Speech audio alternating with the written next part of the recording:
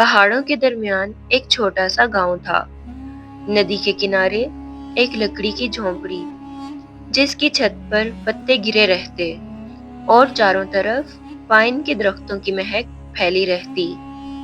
اسی جھونپڑی میں ایک عابد رہتا تھا، ایک ایسا شخص جس نے دنیا سے کنارہ کر کے صرف اللہ کی عبادت کو اپنی زندگی کا مقصد بنا لیا تھا۔ وہ 70 سال سے اسی جھونپڑی میں مقیم تھا۔ دن کا آغاز تسبیح کے ساتھ ہوتا تھا، رات کا اختتام سجدوں میں۔ دنیا کی باتیں، لوگوں کے میل جول، حتیٰ کہ بازار اور گاؤں کا شور، سب کچھ اس کے لیے بے معنی ہو گیا تھا۔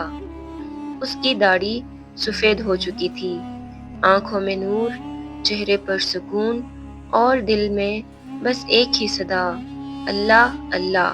مگر تقدیر کبھی کبھی ایسے امتحان لاتی ہے جو انسان کے صبر، ایمان اور روح تینوں کو تول دیتی ہے۔ ایک دن وہ اپنی جھونپڑی سے باہر نکلا۔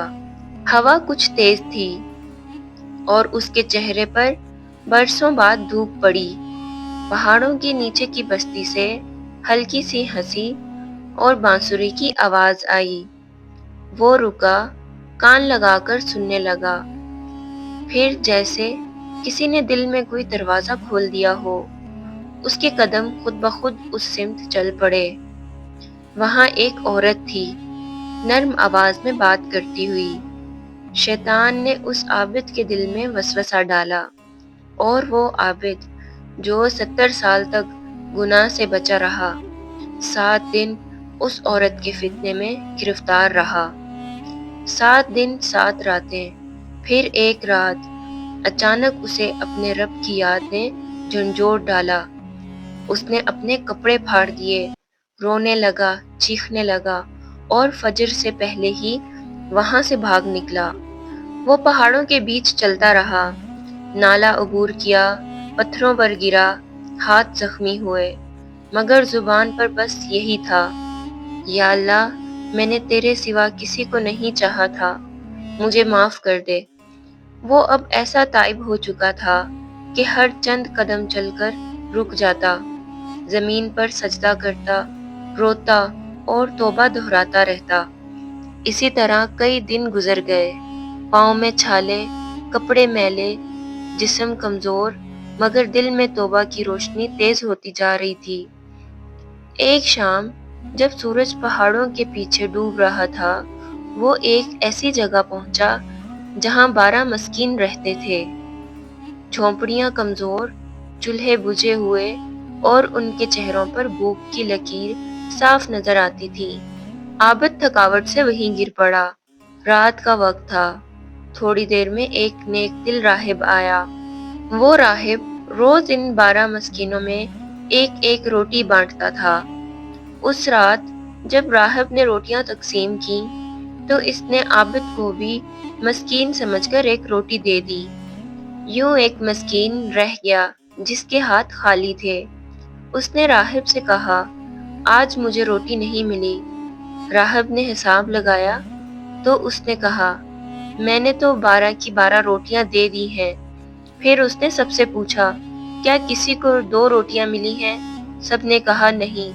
تو راہب نے غصے سے اس بھوکے مسکین کو کہا کہ شاید تم دوبارہ لینا چاہتے ہو، اب تمہیں کبھی روٹی نہیں دوں گا۔ یہ سن کر عابد کا دل بھر آیا۔ اس کے سامنے وہ مسکین بھوکا، اداس، آنکھوں میں آنسو لیے بیٹھا تھا۔ اس نے اپنے ہاتھ میں رکھی وہ واحد روٹی دیکھی جسے وہ خود کئی دن سے ترس رہا تھا۔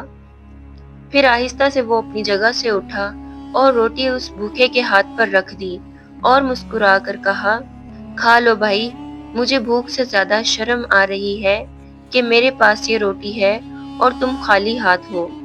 یوں اس نے خود کچھ نہ کھایا۔ رات بہت ٹھنڈی تھی۔ ندی کے پانی کی آواز جیسے اس کے لیے تسبیح بن گئی تھی۔ بھوک، کمزوری اور تھکن نے جسم کو بے جان کر دیا۔ وہ زمین پر لیٹا، آسمان کو دیکھا اور دل میں بس اتنا کہا، اے رب، میں تیری رحمت پر بھروسہ کرتا ہوں۔ اور یوں صبح ہوئی، سورج نکلا، پرندے چہکنے لگے، مگر عابد اب اس دنیا میں نہ رہا۔ اس کی آنکھیں بند تھیں، چہرے پر ایک عجب سکون چھایا ہوا تھا۔